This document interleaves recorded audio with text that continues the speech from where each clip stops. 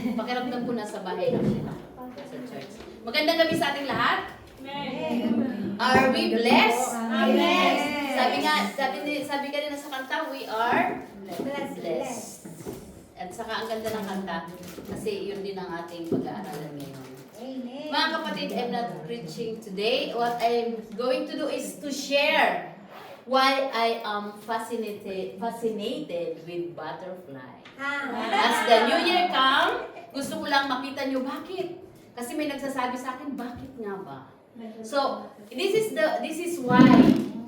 Mula nung naintindihan ko, saka pa lang ako. Okay, so are we ready? Taas nga natin ang ating mga kamay. Ngayon ay i-introduce ko sa inyo ang isang ilat. Teka, hindi ako makita. Baka bumagsak. Hindi, okay lang. Diyan sa ano, pastora? Nakikita? Ang bukod. Bukod pa lang yan. Malakas na yun. Malakas siya, malakas. Nasaan ang bukod? Forward. Caterpillar. Kulang lang siya, kulang. Yung egg ha, hindi nakita ang egg kasi, ano, Nabalot siya ng ano. Mariposa. Busog na busog. O yan, ang caterpillar. marami ang takot sa caterpillar, di ba? Tapos,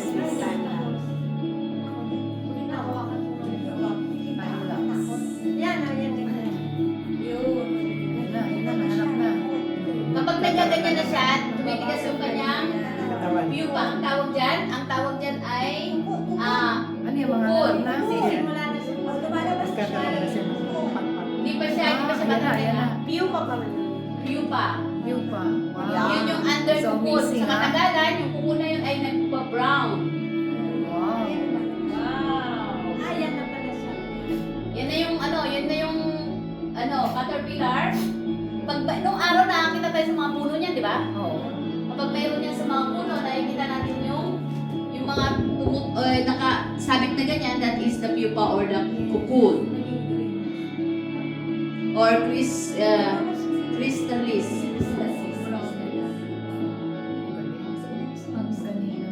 That is the nature. God created beautiful things. Yan na siya. Ito na yung green. Ito siya dati, naging green siya, which is, yun na yung cocoon.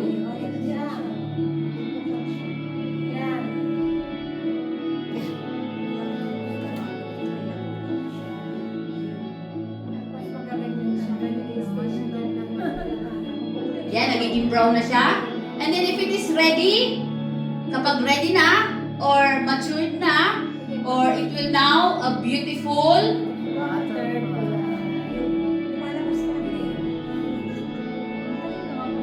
Para ko nasa silipan. Siguro kung pinatay natin ang ilaw, mas maganda. Ano? Wow, wow, wow. Amazing. Ayan na, ayan na. see, Close ups. Green lang naging different colors. Ganda na ng kulay, ano? Paro-paro B. so that's it. Nakita nyo na yung paro-paro. Yan ngayon ang isi-share ko sa inyo. Bakit nga ba? Bakit naisipan ko yung butterfly na yan? Today is our New Year. Happy New Year sa lahat! Welcome to 2025! Happy New Year. May pinamigay ako sa inyo kasi gagamitin natin mamaya. Handa kayo ng ballpen at saka ano. So I have now the time. Time starts now.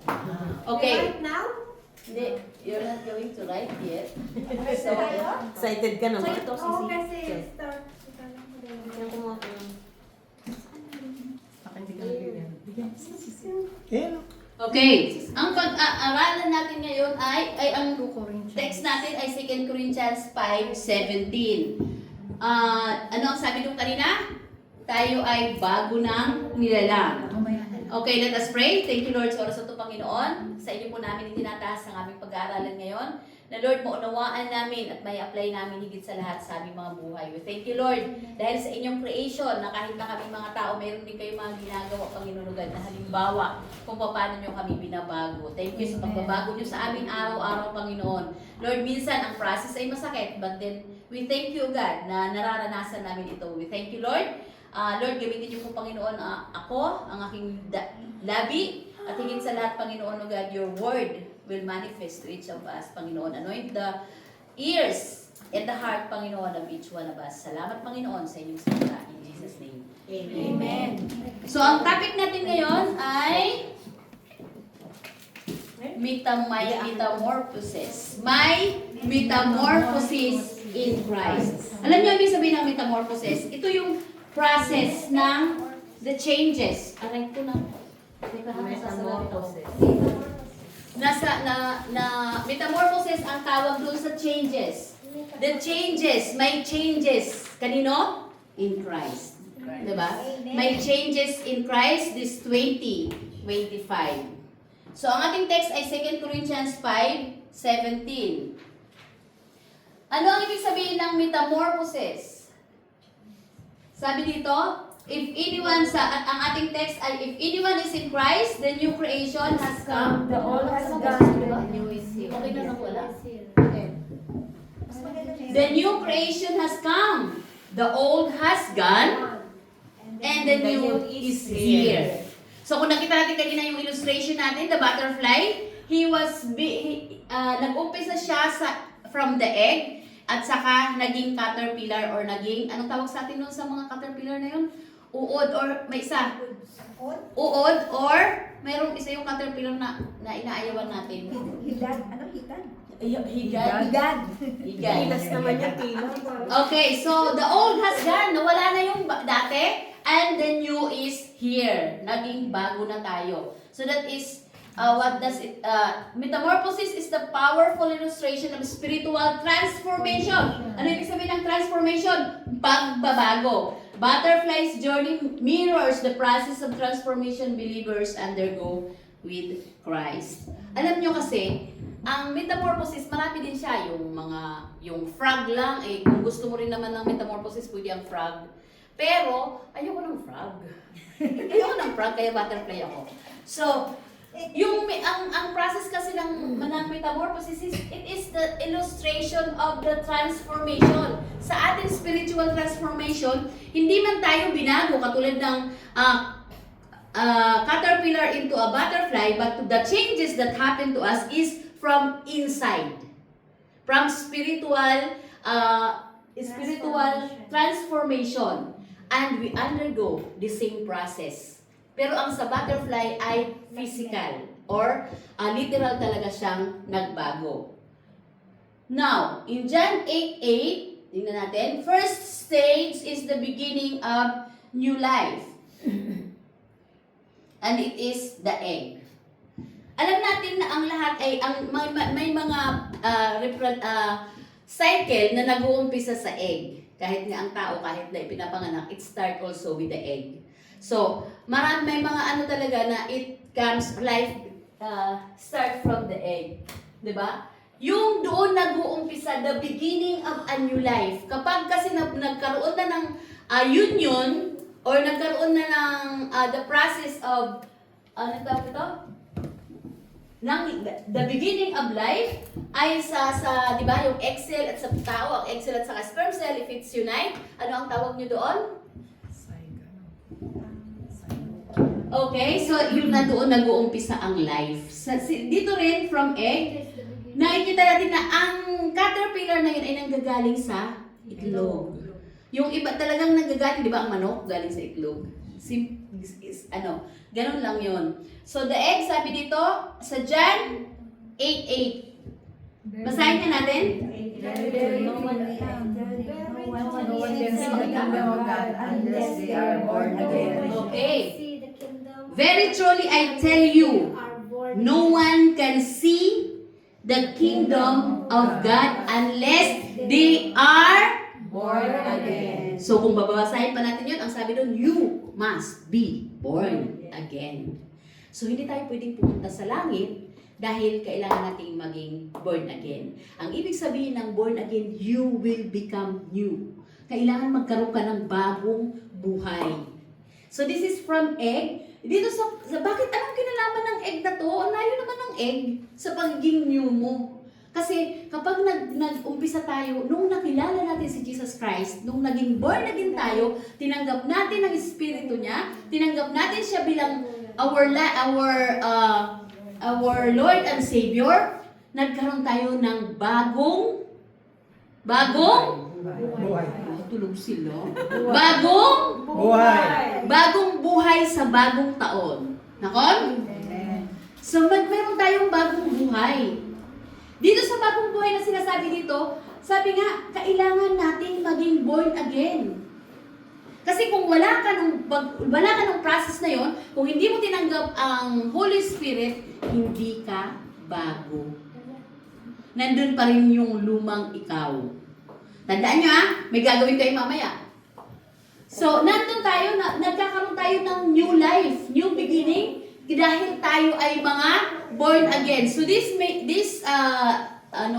aking isi-share ngayon ay para sa ating mga born again. Nakon? We start with us. Kailangan sa atin muna. Tayo, alam natin na tayo ay born again. Bakit ba? Okay. Sinusundan ako. Next, the egg is the beginning of new life.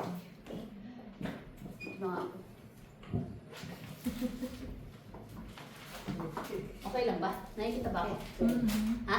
Okay? Sabi dito, the egg represents the moment we encounter Christ and His redemptive power. Malapan. So doon sa egg na yun, Malapan. Baka daw mahulog, pastora. hindi, okay lang siya. Ano siya? Kahit ibalibang Magnet. pwede. Oo, ano siya pang-hiking. So, it represents the moment nung tinanggap mo si Jesus Christ, doon nag-umpisa ang buhay natin, di ba? Doon tayo na born again. Pero, kailangan may gagawin tayo. Kasi, kung na-born again ka ngayon at bukas ay hindi naman ganon lang. Nako nyo? Bakit ko konti tayo? Ang dami namang tumanggap. Ang dami na naming na-sharean Ang dami nang tumanggap sa totoo lang. Tanong mo kay Pastora G, nasan sila? Di Sa ba? bahay. O, yun. Hindi natin, we cannot judge kasi balay mo kung asaang stage pa lang sila. Nakon? So, kapag naranasan natin yung redemptive power ni Jesus Christ, Christ's redemptive power, nagkakaroon tayo ng, kung saan pa, nabubuhay sa puso natin. Yung espiritu, hindi pwedeng matulog. Kasi buhay. Di ba? Yung egg, kapag buhay yung laman ng egg, di ba? Nagpumipisa yan. Kapag hindi yan napisa, ang tawag dun ay bugok. So kaya pala, kapag nabugok, wala siyang buhay. Kaya mayroong kinakain na 2 days, 3 days na mga itlog kasi siya ay nabugok. Na Penoy. Na Pinoy. Diba? Kasi nga, ay pulo pala, nagkaroon ng Penoy. O kaya ay mayroon tayong kinakain na balot, nagiging balot. So dito sa egg pa lang sa egg pa lang nag-uumpisa na. Kasi kapag tinanggap mo ang Diyos, hindi power natin yun. It is the power of God that the Holy Spirit that is living in us, na buhay ang Espiritu ng Diyos, kaya nagkakaroon ng buhay. Naintindihan niyo ako? Amen. Okay, so doon pa lang sa itlog na yun, nag-uumpisa na. Hindi natin makatawaran yon. Kailangan mayroong mabuhay. Kailangan magkaroon ng buhay. Kailangan may itlog. Okay? Huwag nating hayaang mabugok. Pero bakit nga ba nabubugok? So, hindi, sa umpisa walang exempted. Mayroon tayong, pag na-encounter natin, ang redemptive power. Kailangan mayroong power. The power of the Holy Spirit ay bubuhay na sa atin. Amen. Buhay na ang ating espiritu. So that's it. Then the egg is a small but holds great potential for transformation. Maliit man siya, kahit ganun pa siya kaliliit, mayroong transformation naman ang gagaling sa kanya dahil mula sa kanya magkakaroon ng buhay. Di ba yung mga tadpoles, ang liit lang niya, or mga germs, kahit maliit lang siya, or gaano man siya kalaki, when it comes to egg, it is, this starts the transformation. Kapag walang egg, walang beginning. Nakon, may alam niyo yung tinatanong, saan galing ang itlog? Sa manok. Saan galing ang manok? Itlog. O see? That is the cycle. Diba? Kapag naputol yon, hindi nagkaroon ng itlog, walang manok. Kapag walang manok, walang itlog. That's it. Kaya kailangan mayroong egg. Nakuha ako? In Christ, your journey begins with spiritual rebirth. Ang ibig sabihin spiritual rebirth, nabubuhay na muli. Accepting Jesus as Lord and Savior. Nababasa ba natin? Yes. Okay. So dahil dito, kung pag nasa Diyos na nasa kay Lord na tayo, in-accept natin si Jesus Christ as our Savior, doon nag-uumpisa sa stage 1 sa egg. Doon nag-uumpisa yung pagkakaroon ng rebirth. Kasi meron naman tayong espiritu, pero ang spiritual rebirth, nabubuhay yung Holy Spirit sa atin. Nagkakaroon tayo muli ng connection doon sa God the Father. Natatandaan nyo, noong nagkasala si Adan, lahat ng tao ay makasalanan. Then because of the rebirth, dahil na born again tayo, nagkaroon muli ng connection from the Father to us because of the cross, because of Jesus Christ. When we receive Him, nagkaroon ulit tayo ng ugnayan sa Kanya. That is rebirth. Kasi pinanganak tayo, binang nanay natin, physical birth, at then the Spirit, yung naging born again tayo, that is rebirth. Pinanganak tayong muli. That's why it's called born again. Sabi dito sa 1 Peter, mamaya, 2. Okay, now the caterpillar, growth and preparation. Napansin niyo yung caterpillar kanina? This is it, di ba? Larva. Or tinatawag nating larva. Ang caterpillar na to, pinag-idirian natin, di ba? Kasi yung iba, nai-sting tayo, di ba? Pagka, nangangagat tayo. Kasi iyon ang kanilang defense mechanism. Ngayon, sa kanila, kung may wala na kasi ngayon sa amin noon sa mga halaman kapag umuulan, nagkakaroon siya, di ba? Yung maraming ganyan sa mga halaman, sa mga bulaklakan, maraming ganyan. Hindi siya hihiwalay sa anong meron? Sa dahon. Lagi siyang kumakain. Kadalasan sa mga caterpillar na busog ay green na green. Siya ay kumakain. Newborn babies. Di ba? Kumakain siya ng kumakain. Nakuha nyo? Wala siyang ginagawa kundi kumain. So the caterpillar, the second stage, nung ipinanganak tayo, new life, pero naging bata tayo, kailangan nating kumain. Nakon? Sabi dito sa 1 Peter, nabisaya ako, Pedro. 2:2, sabi dito, Pedro na lang, kasi hindi ako marunong mag-Tagalog ng Peter. Peter. Ano? Yes. Naman yun. Like newborn babies, crave pure spiritual milk, so that by it, you may grow up in your salvation. Kaya pala sabi ni Pablo, di ba? Lagi tayong magkakabusog. Kasi kapag bata tayo, kailangan natin uminom ng milk. Spiritual milk. So that you may grow. Hindi pala tayo basta-basta, kung agad-agad tayong kumain, halimbawa, nandun ka palang, kaboborn agad mo lang. Yung egg ka pa lang. Tapos new life ka pa lang, newborn ka pa lang. Then naging caterpillar ka na. Nung naging caterpillar ka na, kailangan mong kumain para ikaw ay mag-grow at lumago. Nakuha natin? Sa caterpillar, wala siyang ginagawa dyan, kundi kumain ng kumain. Kailangan niya ng dahon. Kung makikita niyo yung mga dahon, di ba putas-putas? Bakit putas ang dahon? Kasi kinain ng caterpillar. Hindi mo siya mapapansin kasi green din siya, nagko-camouflage siya doon sa kulay ng dahon. Para hindi siya, kaya nga pag nadikit ka na nangangati ka dahil meron silang, iyon yung kanilang defense mechanism. So, para tayo kumain, kailangan nating gatas. Yung gatas, yung mga madali pang lusawin, di ba? Kaya hindi na iintindihan ng iba, born again lang, pinakain na agad ng karne, na empacho, hindi na nagbalik. Di ba? Hindi na nag-grow. So that's it. Oy, mamaya na kayo mag-ganyan. Nood muna kayo. Okay. Next, the caterpillar growth and representation. It is called spiritual nourishment and maturity. Dito sa time na to, nagkakaroon na tayo ng parang ninanourish natin. Nagba-vitamins, kumakain. Kasi the caterpillar sole purpose is to eat and grow, preparing for the next stage. Mga kapatid, kapag nasa caterpillar stage tayo, ano ang ginagawa natin? We are going to eat. We are going to nourish our spiritual life. Kapag hindi tayo nakakain, malnourished tayo. At kapag dumating yung adulthood natin or maturity natin, hindi natin kaya ang buhay kasi hindi tayo nourish. Nakuha niyo ako? It's easy to understood kasi nga mayroon na yung representation. Sana lang nakita niyo kung bakit, ha?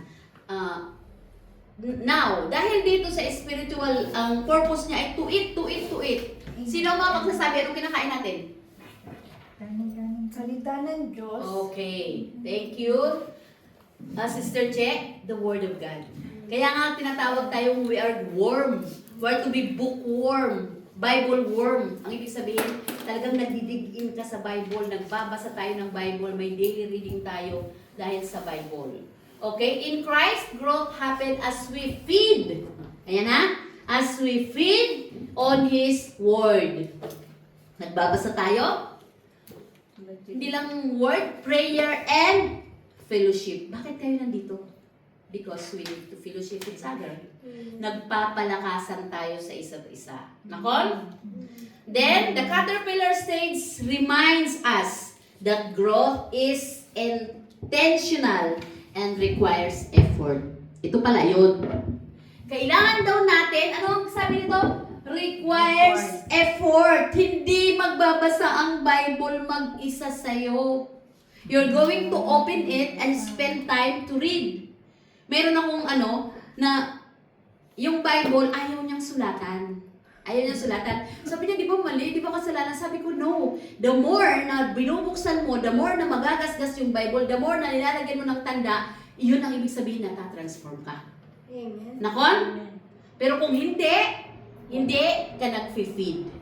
Nagiging malnourished ka dahil hindi ka kumakain. So in this stage, the caterpillar reminds us that we need to do an effort. Kailangan nating pagsumikapan ang ating salvation. Hindi tayo lalago kapag hindi tayo kumain, hindi tayo nag-read ng Bible, hindi tayo nag-pray, at hindi tayo nakapag-fellowship.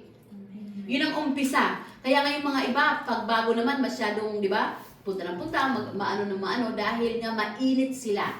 Dahil nandun pa nourish sila. Di ba?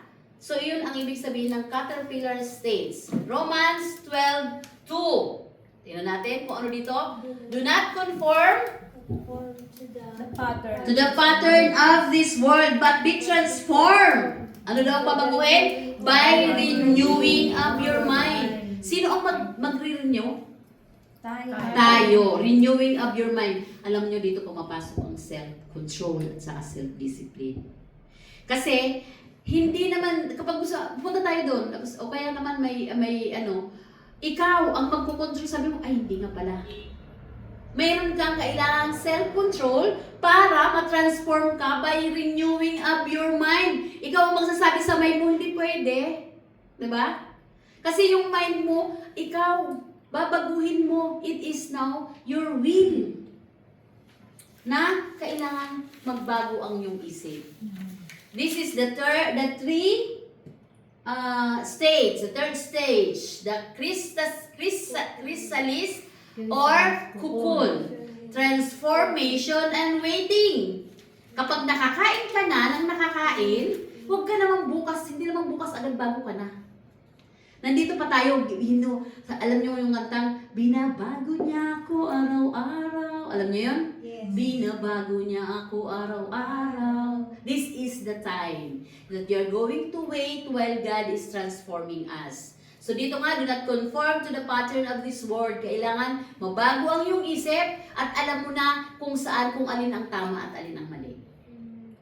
Hello? Are you there? Yes. Amen. Naintindihan mo ba natin? Amen. Magtatanong tayo pag hindi. Now, it is called, this one is the cocoon or we call it pupa. Sino ang di ba sa elementary? Sikat ito nung elementary tayo, nag-experiment pa tayo nito. Di ba? Nangunguha tayo ng this is what, kasi the cycle or the stage of butterfly, dito pinag-aaralan natin ito, elementary pa lang. Yung iba, kapag under cocoon, kung may nakikita kayong butterfly na sira ang pakpak, binubutas yun ng mga bata. Di ba? Binubutas yung ito, di ba? Brown na siya. When hindi pa siya brown, binubutas sila or mayroong something na nasisira siya, pero masyado siyang, yung iba, talaga yung thick siya. Kasi nga, kapag nandito ka, inside the cocoon, walang makikita sa'yo. Para lang normal lang ang lahat. Parang wala ka man, parang wala ka lang. Pero inside, God is transforming you. This is the process of transformation. Mayroon na palang binabago sa'yo. Mayroon na palang nababago sa'yo. Di ba? Alam niyo ba, mga kapatid, masakit ang process na to. This is the time na nasabihin mo, bakit ganito? Sana hindi na lang ako nag-born again. Bakit ganito? Ba't tumadaan ako sa ganito? Sana mas masaya ako noon. Di ba? Wala akong nararanasan ganito. Lord, bakit sila? Mas okay kaysa sa akin. This is the time na nakakaranas ka ng mga pagsubok because God is transforming you from within. Di ba? From within.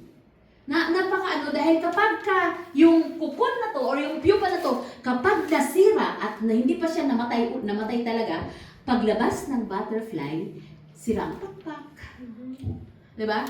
Walang kabilang ganito o kaya yung mga disabled siya. Pero buhay pa rin siya. Ganon din tayo. Kapag mayroong mga hindi natin nakayanan or sa time ng transformation, kapag hindi tayo well transformed, mayroon tayong mga defect.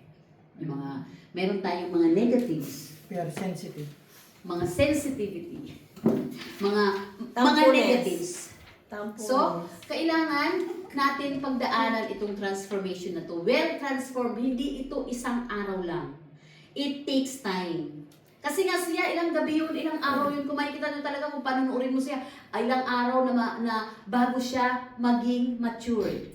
Kasi dito, inaalis, di ba? Nilalagyan siya ng pakpak, nilalagyan siya ng yung mga di ba? Sinusungot. Lahat ng ginagawa sa atin, ganun din sa loob. Barang inaalis sa'yo yung mga pride mo, natututo kang magpatawad, di ba yung mga ganun? Natututo kang kumapal, hindi ka na sensitive. Yung bang kahit maliit lang yung, kasi kapag sensitive ka pa, di ba? Caterpillar ka pa. Or wala ka pa sa cocoon. Pero pag nandun ka na sa cocoon, binabago ka ng Diyos. Binabago tayo araw-araw. And this transformation process is the waiting. We cannot judge each other. You know? Hindi natin kasi alam kung nasa ang stage siya eh. Mamaya, born again ba yan? Huwag. Kasi hindi natin alam, baka nandun pa lang siya sa egg. Or baka nandun pa lang siya, o kaya ay caterpillar pa lang siya, or kaya cocoon pa lang siya. Nakon? Huwag nating i-judge. Kasi kapag nag-judge tayo, we don't know their situation or their stages. Kaya dapat maging sensitive din tayo na kapag tayo ay huwag nating gawin sa iba ang gusto nating gawin, ang ayaw nating gawin sa atin. So, huwag nating pakialaman yung na yun. Next, the cocoon is the transformation and waiting. Dito ay renewal and trust in God's timing. The caterpillar soul is... Bakit caterpillar pa rin? Okay? Cocoon. Doon sa cocoon na yon, New creation in Christ. okay, doon sa cocoon na yon, let us trust God's process. Magtiwala tayo. Kung dumaranas tayo ng mga pagsubok, let us trust God's timing. Kapag mayroong mga pagsubok, alam natin na kasama natin ang Diyos. Alam natin na ang protection natin ay sa Diyos. Alam natin na hindi tayo dahil we are walled. We are parang nakakapsulate tayo. Diba? Walang makikita sa'yo dahil you are under the protection of God. So God is working in your life kapag nandun tayo sa oras ng pupa or sa cocoon pa tayo. O, diba? So, next is the last. Wow, last na. Butterfly. Kasi mayroon tayong gagawin ha. When it comes to a butterfly, yung kanina nakita natin, pagkatapos niyang mag-mature sa kuko ng ilang days, depende yun ha, kung yung marami siguro, yung maraming nakain, or busog na busog, madali, or depende sa maturity. You are now a new creation. Doon mo palang masabi na, bago na ako.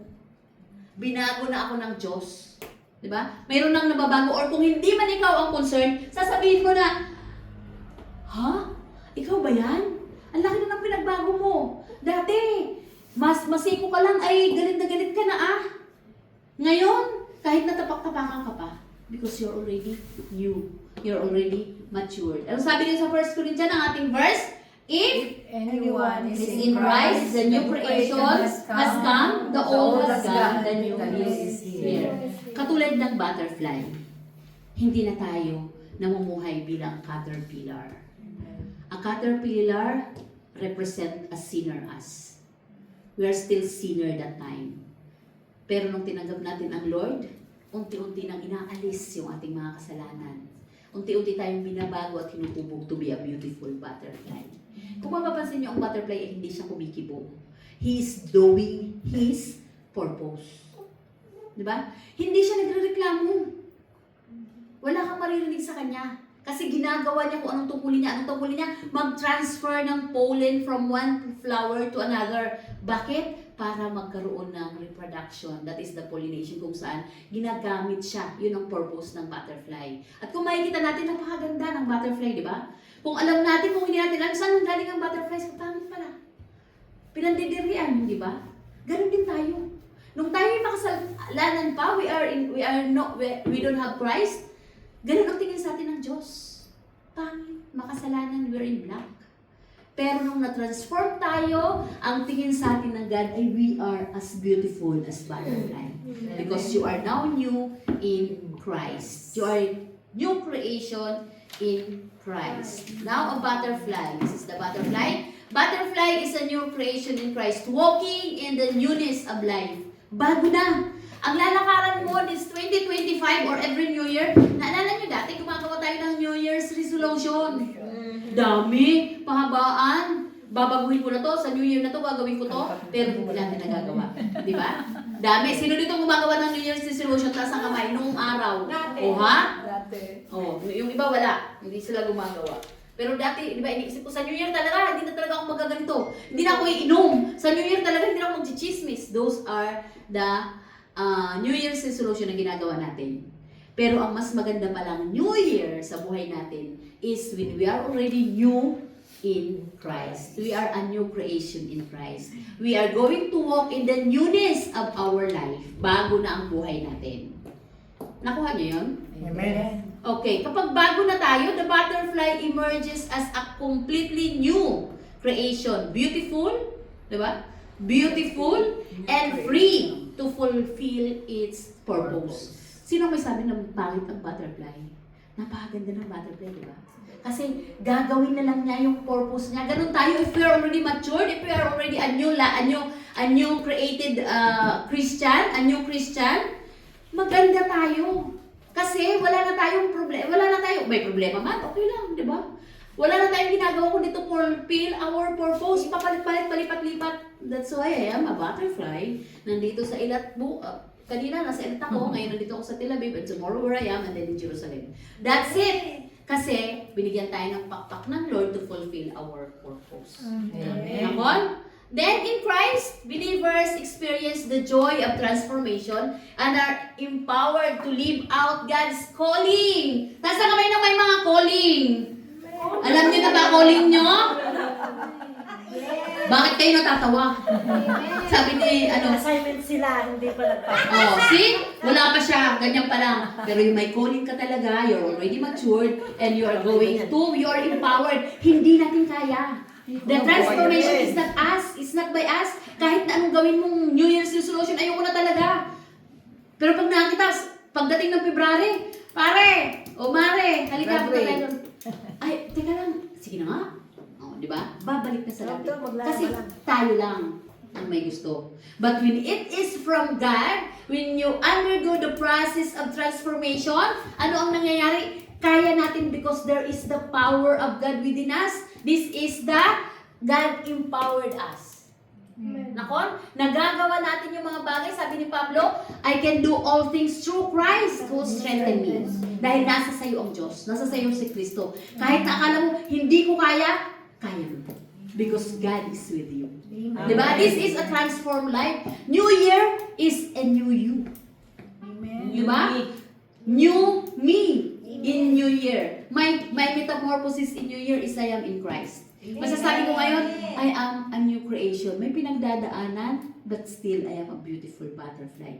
Because God changed me from the inside out. From the inside out. Na makikita mo talaga, dahil nakikita na nagpa-progress na. Amen. Diba? May progress na. Hindi na kailangan na, hindi na iba ang magsabi, uy, dati yata ganito ka. Nakikita na sa'yo yung light. Bakit ka natawa, Sister Lloyd? Nakikita na sa'yo yung light. Diba? Dahil nasa sa'yo na si Jesus Christ. Challenge. Okay. Let us embrace your transformation. The butterfly flight represents the freedom and purpose we find in Jesus. Diba? Kapag butterfly na tayo, kung ano nang ginagawa natin, ay ginagawa natin yung will ng God sa buhay natin. Amen. Nakon? Kasi hindi, may ano pa ako. Kasi may gagawin ako. Pero kapag when you are in Christ, meron akong pinuntahan, sabi, ang dami ko pa namang gagawin. Nakadami, alam ni Pastor G yun. May tumawag sa akin, huli ka naman. Alam ko na wala siyang ibang tinatawagan at wala siyang ibang nakakasama. So I go. At ang uwi ko ay alas 12 na. Then there I share. Alam niyo yung, pwede ko namang sabihin, ang dami talagang gagawin, ang dami kong gagawin, punta ko ng telebig, ganun. I have all the reasons to say no. Pero if you have this heart na you're going to fulfill what is, hindi mo naman alam kung ano pinagdadaanan niya eh. Iba yung may makausap siya, iba yung nakausap ka, iba yung na-share mo ang gospel sa kanya. Which is New Year, sabi ko nga, ang ganda ng pakiramdam mga kapatid when you're sharing your testimony. Amen. Nakon? Embrace your new identity in Christ and live boldly in His freedom. Ang ibig sabihin ng we are going to live boldly, huwag natin ikahiya na born again tayo. We're going to shout, I am in Christ. Let the light shine in you. Hindi yung tinatago mo, ay, nakakahiya, baka makita ako. Huwag kayong mag-live, huwag kayong mag-picture ha, kasi baka makita ako. Di ba yung mga ganon? Kasi kinahihiya na siya ay tumanggap. It is in Galatians 5:1. Share your testimony or transformation to inspire others. Yun yung, uy, alam nyo ba, you're going to share the gospel or yung testimony mo, alam nyo, ganito ako dati eh. But God, when I received Jesus Christ, He transformed me. I am a caterpillar just like you. And when I met Jesus and I accepted Him as my Savior, I become now a beautiful me. A beautiful me, a butterfly. Diba? Magandang testimony yun. Next is continually rely on the Holy Spirit to sustain your journey. Hindi ko kaya, but kaya ng Diyos. Ask the Holy Spirit. Siya lang ang pwedeng magbago sa'yo. Siya lang ang pwedeng magbigay ng strength sa'yo. Siya lang ang pwedeng aasahan mo. Huwag nang mag-iba. We have friends. Normal lang yun. Hindi ka naman, you cannot live alone. Pero, first and foremost is ask the Spirit. Nakon? Are we ready? With your pen. With your ball pen. Next is commit to walking through. Ito ang ano ko sa inyo. This is your commitment. Commit to walking through its states with faith, patience, and perseverance, knowing God will complete the good work He began in you. Alam natin mga kapatid na binago na tayo ng Diyos. Alam natin na dahil sa Diyos, dahil sa pagsunod natin sa Diyos, kung ano ang inumpisahan niya sa atin, mula nung nagkaroon tayo, naging egg tayo, gagawin na may buhay na tayo. So, trust God that He will complete what He had done. What He had done to us, for me, and for you. Huwag kayong nasaan ang Diyos? There are times na, nakaranas na kayo niyan, nasaan ang Diyos? May Diyos pa talaga? Ba't ang dami kong problema? Bakit ganito ang nangyayari? But, sabi nga, nandun tayo sa kukun, minsan hindi natin nararamdaman. Pero ang Diyos pala ay gumagawa inside sa atin. Nakon? Okay, so God will complete the good work He began in you. Hindi tayo iwanan ng Diyos. Kasi siya faithful siya. Tayo minsan, nagiging unfaithful tayo. Kahit nga ang mag-asawa, nagiging unfaithful sila. Mga friendship, nagiging unfaithful sila. Wala kang maasahan sa ibang relasyon. But you have the relationship in Christ. God is always faithful in you. Now, challenge. So, ayan ha. Challenge ko sa inyo. Commit walking through its stages. Ano yung stage na yon? Egg? Ano ba? Caterpillar? Cocoon? Butterfly. There are only 4 stages. Ngayon, ang tanong, sa inyong papel, lagyan nyo ng pangalan nyo, gandahan nyo ang sulat nyo, dahil sa inyo din naman yan, but I want to know that you're writing. Which of these states you are? Now. Kayo lang ha. Kayo ang makakapagsabi kasi we cannot judge you. Nakon? We cannot judge you na saan ka. Nandun ka ba? Bago ka pa lang ba? Or nandun ka ba sa caterpillar ka pa lang? Kumakain ka pa lang ba? Nagnanares ka pa lang ba? Or nandun ka ba sa ano? Nandun ka ba sa... I want to see now. Kung may sulat kayo. One is egg. Yung bago ka pa lang mananampalataya. Then second is yung caterpillar, kumakain ka pa lang, nagnanarish ka pa lang, kailangan mong kumain ng mga gatas, kailangan mong magpakabusog. Third is, nandun ka sa, may binabago na sa iyo ang Diyos. Nakakaranas ka na ng mga pagsubok, nakakaranas ka na ng mga ganito pala ang Kristiyano na hindi pala masaya, hindi pala lahat masaya siya, pero mayroon pa ng mga pagsubok, may mga trials, that is in cocoon. And if you are now in the 4th stage, you are now doing the will of God. You are now a beautiful butterfly. So, ngayon, sabihin nyo, isulat nyo dyan, the old you and the new you. Kasi New Year, di ba? Yung old ikaw, so yung ano ang dating ikaw? Anong stage ka? Halimbawa, stage 1, stage 2, may pagbabago na yon. So, isulat nyo dyan ngayon, 5 minutes lang, we have already... Yes, saglit lang yun. The old me and the new me. Yes. Sulat mo lang ano ang nabago sa'yo, according to you. Assignment mo yan na nung Saturday na araw tayo. Hindi, akala ko pipili Assignment kami yun. stage. Hindi, kung ano nga ang stage nyo ngayon. Tapos, ngayon, ang yun, kung saan, kung saan stage kayo, susulat nyo. Nandun ka pa lang sa caterpillar, nandun. Pero, ang isa pa ay isusulat nyo yung old. Wala pa bang nababago? May nabago na ba sa'yo? Ito ako noon, at ito ako ngayon. Parang the old me and the new me. Ikaw lang ang nakakaalam kung ano nabago sa'yo. Maliban na lang kung may sinasabi ang iba, ang mga kapatid mo, ang mga ano, yung nabago ka na sa Dati kanila. egg lang As- ako. Ngayon butterfly na ako. Amen. Okay, sulat nyo, write it down, at i-share natin yan sa inyong devotion ba? Egg naman lahat. Pwede nyo yung i-share doon. Oh. Siguro naman may susulat kayo if you understand it so well. Pati pangalan. Ang pangalan mo kasi sa'yo yan, then you're going to see it after 2026. Nasaan na kayo? Next year. Butterfly pa siguro ako sa 2026. Butterfly lang naman talaga, wala namang last stage. I mean, wala, pagka-holy ka na, lalabas na tayo sa earth, it's our end. Ang ibig lang sabihin ng butterfly ka na, you're already mature doing the will of God, doing your Tapos na purpose, and walking through its stages with faith. Okay? So, pwede na tayong tumayo, and let us... Assignment isa na yan? Assignment na ba? Hindi, sige, sulatin nyo lang yung konti. Konti pa, 5 minutes pa. Basta alam ko lang Ay, kung 9 na pala. ako. Okay, 9 na pala. Hindi, 8:30 tayo. Assignment na natin. Okay, sige, itabi nyo na yan. Basta, mamaya, bago tayo umalis, ipakita nyo sa akin, ha? Babasahin. Hindi babasahin, ipakita nyo lang sa akin na may nakagawa Mamaya na bago tayo matulog. Okay, Very good. very good. Sige na. Okay, so let us stand up. Let us pray. Pray muna natin yung ating natutuhan.